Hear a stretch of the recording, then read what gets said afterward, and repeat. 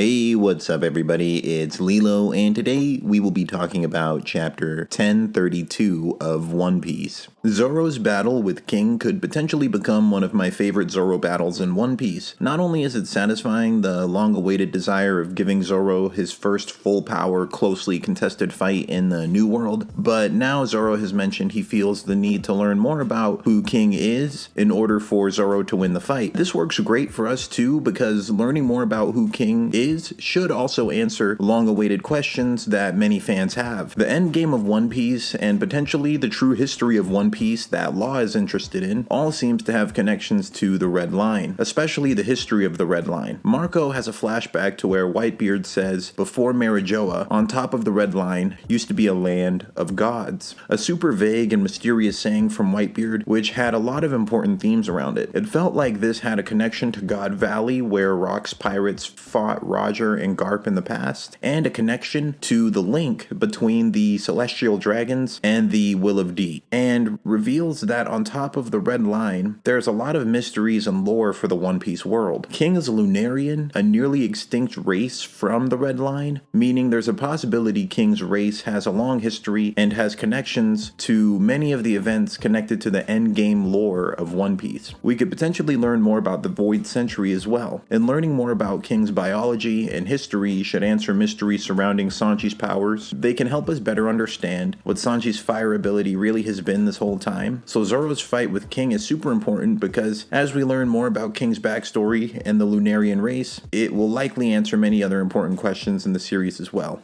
So this is a very satisfying fight for me. In my eyes, this is kind of Zoro's Luffy versus Katakuri moment, where Zoro truly earns his spot and proves himself worthy of being right hand to a Yonko. So I'm happy to see Zoro actually be challenged here. And I do not want Zoro to just unlock a new move that makes him so strong that he one-shots King. I want this to be a close, struggled for victory because it actually has a lot of importance for Zoro's character. This entire Onigashima battle arc has really been an arc of transformations for the Straw Hat crew. Essentially, this battle is the Straw Hat crew proving themselves as a Yonko level crew and just doing the things that are expected of them at their positions. Sanji has been getting a list of power-ups. Zoro had received a power-up from Enma and likely a couple of Haki Blooms. It seems now Zoro is about to receive another power-up from Enma. Zoro treats Enma differently than his other swords. He treats Enma more like a living creature with its own will rather than just a weapon. This might be because Enma is a Haki-based weapon, so standard rules of combat might not necessarily apply to it. There's a lot of unknowns and a lot of open rooms for possibility when it comes to Zoro's improvement with his sword Enma and how he will use Enma in the future. It's possible that during this fight, Zoro will experience another Haki Bloom and gain a stronger mastery of Enma. Possibly using observation Haki, Zoro might